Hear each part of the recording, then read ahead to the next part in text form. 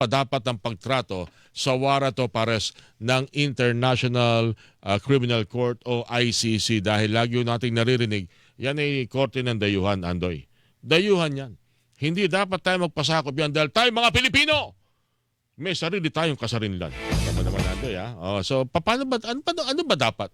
Lalo na meron tayo kaanib sa mga bansang kumikilala sa The Hague Convention, yung pong mga bansa na nirerespeto po ang pagkakaisa na nagbibigay po ng kahalagan sa buhay ng tao. Yung lalo-talo na yung mga pagtatangka na merong umaabuso sa pwesto at nilalabag ang karapatan ng kanilang mga mamamayan. Para po tayo tulungan na unawain yan, miyembro po ng Free Legal Assistance Group of PLAG and Movement to Attorneys for Brotherhood, Integrity and Nationalism, si Attorney Antonio Odi Bukoy, nasa ating linya. Attorney Bukoy, belated happy SBS sa iyo. Attorney Bukoy, good morning. Magandang umaga. Belated happy SBS din tayo. Baka magtaka sila ng SBS, yung po malimit namin binabanggit. Pag tayo nagkakaroon ng pagkakataon magkapalitan ng mensahe, Attorney Bukoy, malaman ko lang, paano ba dapat unawain? Paano ba dapat natin intindihin, Attorney Bukoy, ang isang usapin o ang isang warrant of arrest na nanggagaling sa isang international tuloy ito, International Criminal Court, isang international na kalipunan po ng hustisya, Attorney Bukoy. Kasi simulan natin yung pakikilahok ng Pilipinas doon sa Rome Statute, no? Alright. Ito ay nangyari noong 2011. Mm-hmm. Ang Rome Statute kasi, yan ay ipinasa ng mga miyembrong mga estado noong 1998 at naging epektibo yan noong 2003. Okay? Mm-hmm. Ngayon, nakilahok tayo dyan nung niratify,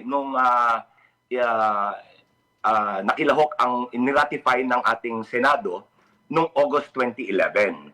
So, ayon sa ating saligang batas, na ang mga international na mga kasunduan or international treaties ay magiging bahagi ng batas ng Pilipinas. Ito ay Article 2 ng ating saligang batas. Part of the law of the land.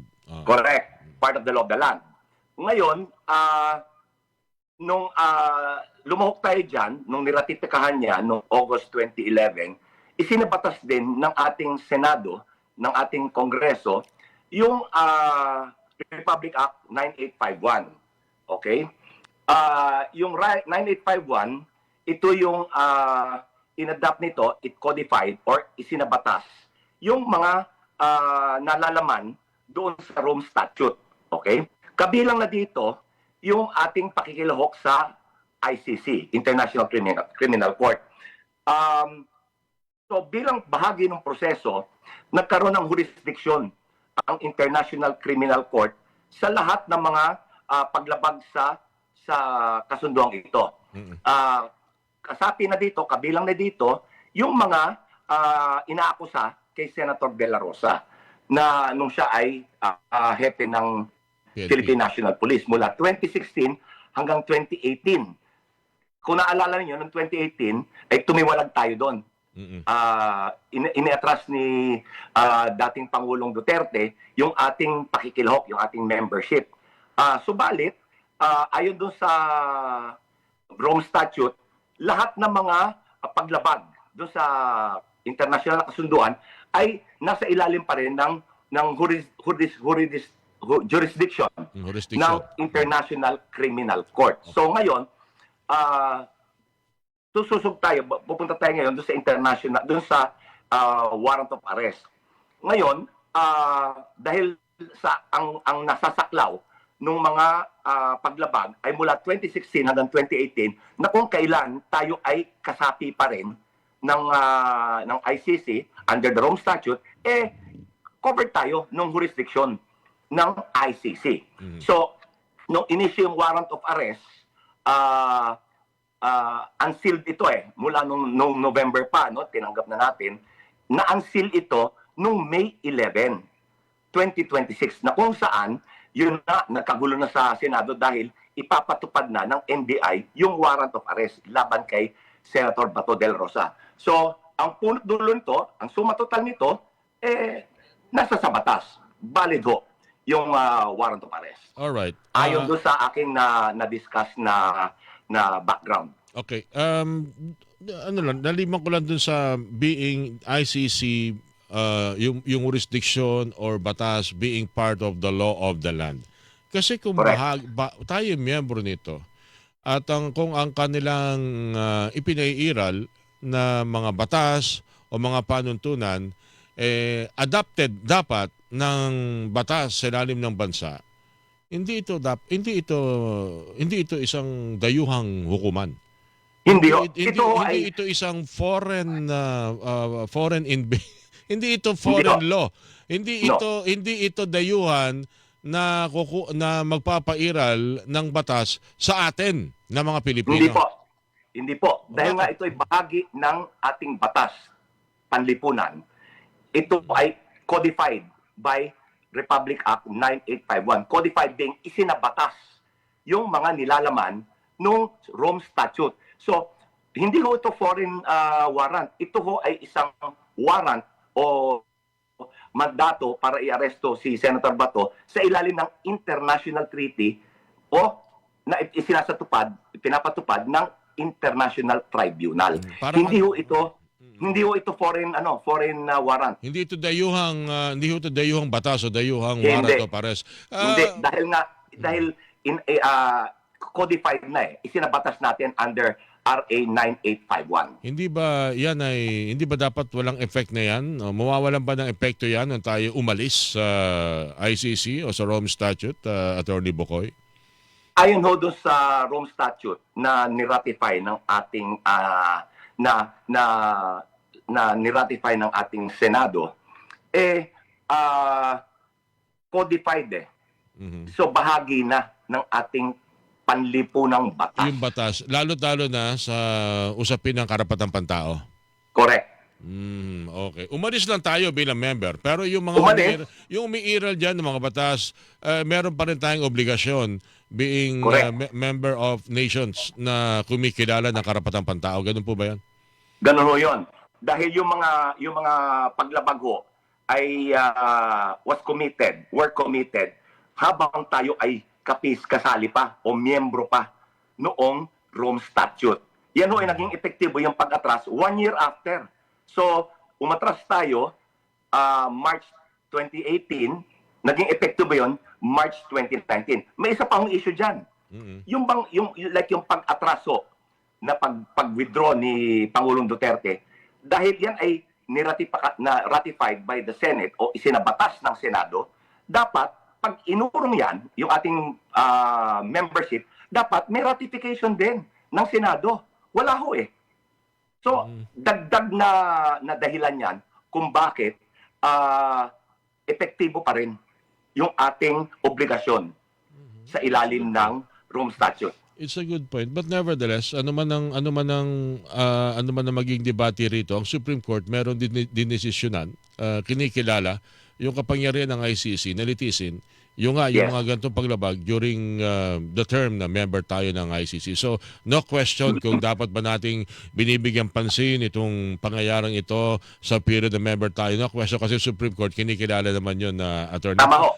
Pero nagkaroon na po ng decision dati dyan. Okay. Pero paano po yung punto, yung paniniwala na dahil ito ay ICC na nasa The Hague, Netherlands, hindi dapat dito natin agad na tinatanggap at higit sa lahat, hindi dapat sila kukuha dito ng tao, aaresto na dadalhin doon sa dahig. Paano ba dapat ang pagtrato doon? Ganito yan. Ayon doon sa Rome Statute, hindi ho mandatory para sa ehekutibo na isurrender. May option ang Pangulo ng Pilipinas kung isusurrender niya o hindi. Okay? Hindi ho mandatory yan.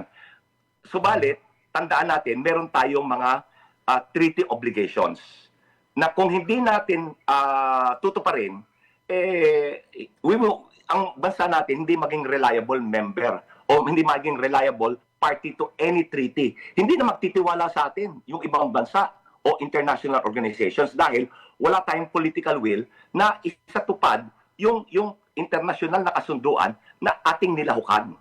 Mahirap yun, may attorney. Nalala nyo, dumating tayo sa ganyang punto na walang gusto makipag-usap sa atin about military supply dahil Yes. walang tiwala sa atin. Hindi rin tayo makakuha ng mga support at kung namang mga maaring tulong para sa ating development mula sa ibang bansa dahil walang tiwala. Pangit na bumalik sa ganang sitwasyon, attorney? Parang hindi maganda para sa Ano, Pilipinas. yun yung aking tinutukoy. Na kung hindi natin tutuparin yung ating obligasyon doon sa kasunduang internasyonal na yon, masisira ang Pilipinas na wala palang kwenta itong mga to, hindi tinutupad yung kanilang mga obligasyon. Kaya tayo, we are under obligation, under the treaty, to comply, to deliver. Gaya na sabi ko, nasa sa ekutibo, nasa Pangulo, yung option kung isusurrender o hindi. Ngayon, may president na yan. May nauna ng insidente, gaya nung kay Pangulong Duterte, na iyan ay Pangulo na ating isinurrender. Ito si Senator Del Rosa, senador lang to Hindi naman sa nilalang, pero yung isa ay Pangulo, dating Pangulo, isinurrender. Di mas lalong masigit na dapat to be consistent. Dapat consistent yung ating pagtrato dito sa treaty, pagtupad. Kung yung ang dating Pangulo isinurrender dahil nga for crimes against humanity base sa isang valid na warrant, dapat ganun din ang pagtrato kay Senator De La Rosa. Actually, sa akin lang, Attorney Bukay, ma-share ko lang din sa inyo. Wala namang, hindi naman siguro mahirap gawin na pagbigyan na magkaroon ng paglilinaw through Supreme Court itong usapin na ito. Pag-usapan, kaya nga humingi at 72 days ang binigyan ng Supreme Court para ko na magkabilang panig. Kaya lang, Hindi 72 hours. Sorry. 72 hours. Ang haba nun, 72 days. 72 days.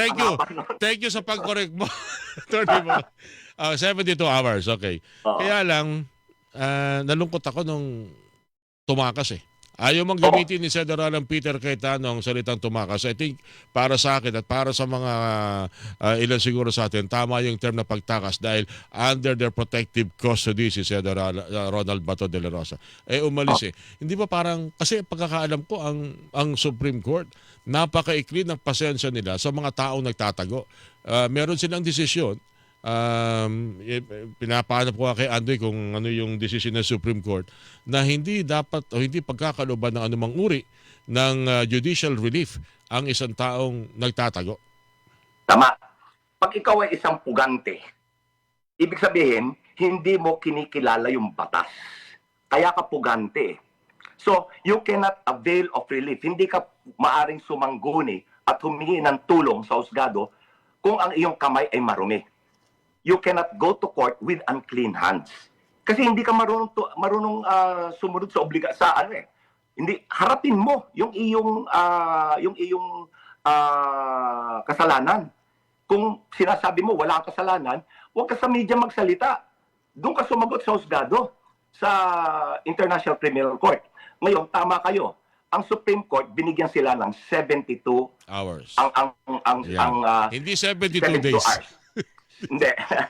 72 hours. Okay. Tapos, binigyan yung petitioner ng also 72 hours para sumagot.